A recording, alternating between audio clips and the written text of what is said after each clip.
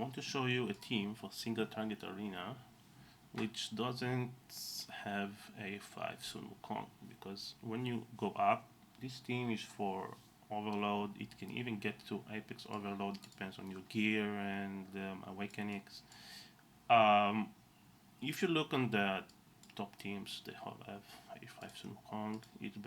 It's the meta now for most of the teams, which is really hard to get. A5 all have the same team, A5 Sun Wukong. So now we have two metas in the single arena. One is the Watcher team with Gigiri, maybe Ingrid as the Lord, and again A5 Wukong. A5 Wukong, even for the Chaos teams, which most people don't have it, and it's really hard to have A5 Wukong. So what I'm going to show you is a team that doesn't have it. It's more user friendly. It's not so not so easy to get team. I'm not saying that it's a easy team to get for free to play, but it's easier than to get A5 Sun Wukong. You do need the Valderon. You do need the Ocean. You don't need Faragak for sure. You can also use Ardia or basically anything else. It doesn't really matter. It just Hamper. Valderon is your main DPS, and you need him A1. I'm saying it's my is A5, but A1 is super. With A0, you may be able to do it. A3 is best awakening, but A0 can work, but you must have other one. Well, the key part here is not using Sun Wukong, but to use Xena. If you don't know her, she is a fighter and a blast damage fighter. Her concept is that when you deploy her, she gain massive amounts increase in attack, in damage, increase damage, everything is just boom, boom, boom. She has to have the true damage, and when she is redeployed, she gains even more damage, which is really helpful in arena because we are going to cycle her. She means to be deployed for first damage and to be taken out because if you look on her range, so basically when she is deployed, she auto ult and she gains this very long range, which is good. But after this, the range is reduced to one tile, which is very short and it's not useful. In addition, why she's so good in arena, her first deployment is reduced by 6, which is super in arena because the first rounds are super tight on cost. And she now has her exclusive gear, which you can save 50 seconds on your first deployment. So let me show you how to use her. We can win Sun Wukong teams. We don't always win. So this is Lady Alexander team. I've never actually faced them, but let's see this team. They don't have a 5 Sun Wukong, but they have Valderon, Adia, and I will show you what we want to do.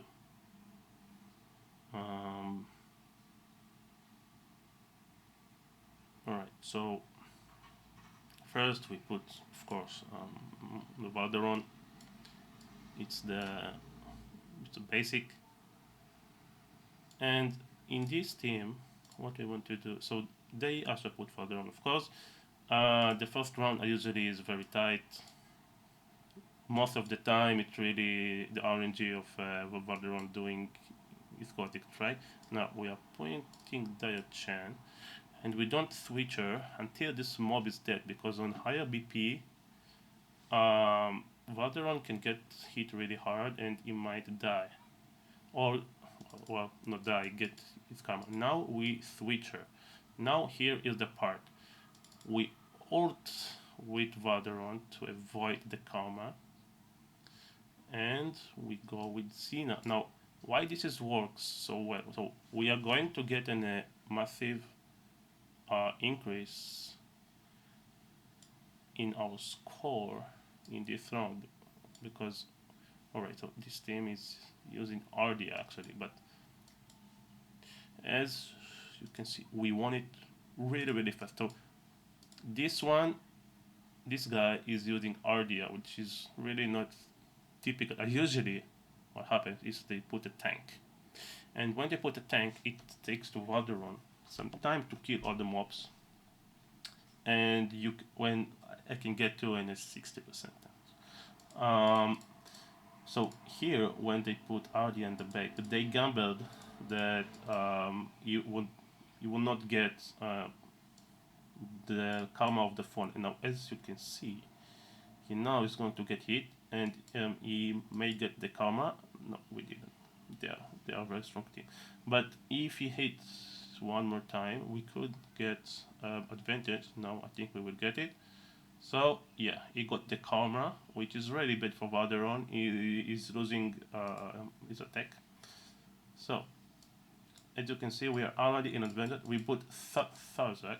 Well, I need to change this artifact. And we are ready to go. So on the Valderon team, the timing is different than the Watcher team, and also so we won, as you can see, those teams, those rounds. And the main problem now, if you look, so they have put the Wukong. Now they have 3 DPS units on the field. We have 2, and it can be a problem in the later rounds, because we can get overwhelmed with these mobs, and then we are screwed. And because we don't have a lot of DPS during the high rounds, we may lose some. You see, Xena is doing the work, but they have Super Kong. That's fine. So we have lost the round, which is fine. As long as we lost in a tick or 2, we are fine because we have the lead. And if we can survive the later round, even when we have an lower DPS during this round, which we can actually we can win some round, but we have the lead, and even if they have Wukong, which is very strong, and they might win because it's faster, we still have the lead, and we can actually win this really. So now there is this timing of Xena, because you cannot just leave her on the field, because okay, let's see. So she ults, that's very good. Let's wait just to show you what's going on. So this BP is not so high, but if we get to around 9, we can get overwhelmed with the mobs, and Oleg can die. But this one we actually have won easily. We have the lead, even if they take this round. And so you can see now that within a range is out of her ult, she's not doing anything. But you should pick her up, because she's taking the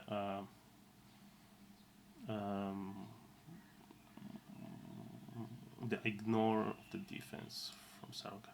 Okay, so we won this though. So this is low BP Valderon team, very strong team.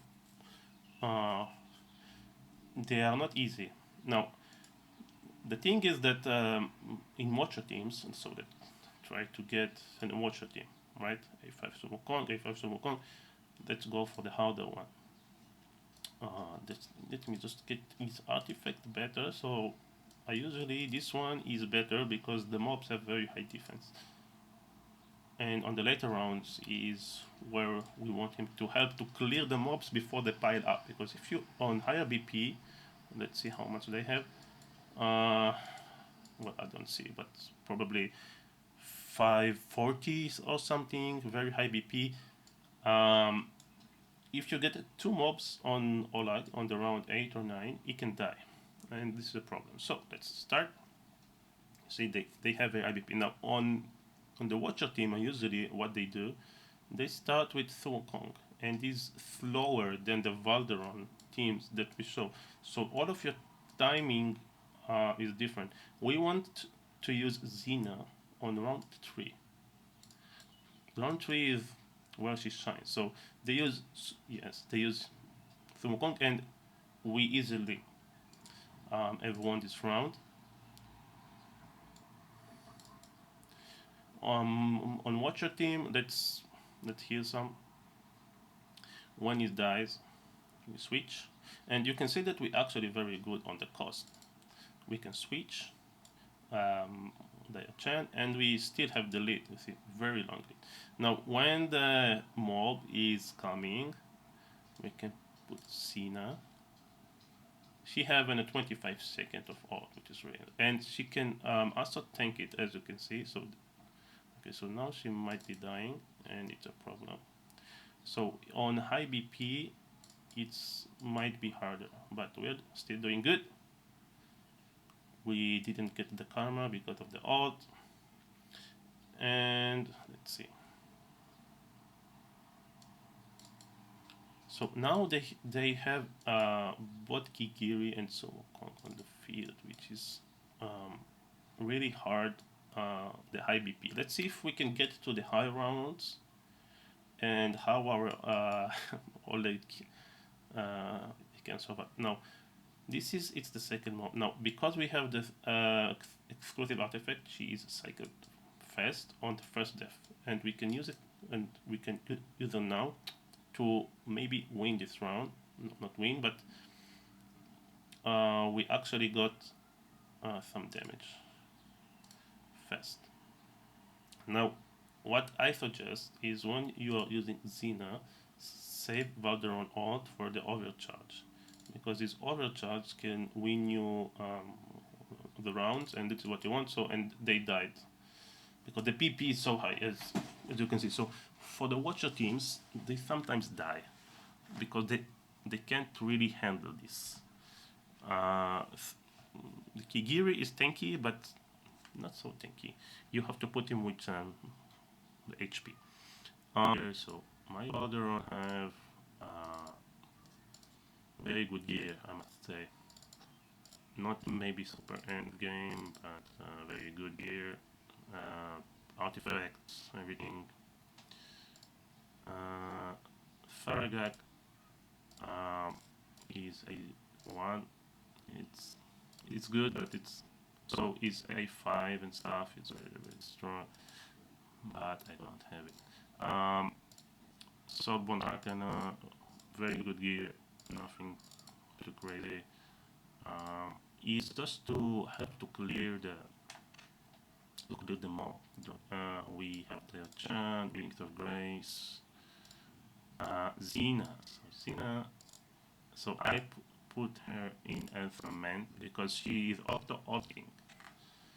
So as you deploy her, you gain a 35% damage increase and 50% crit damage increase. So if you have a 300 crit damage and you had 50, you are adding 6 more. It's like 70%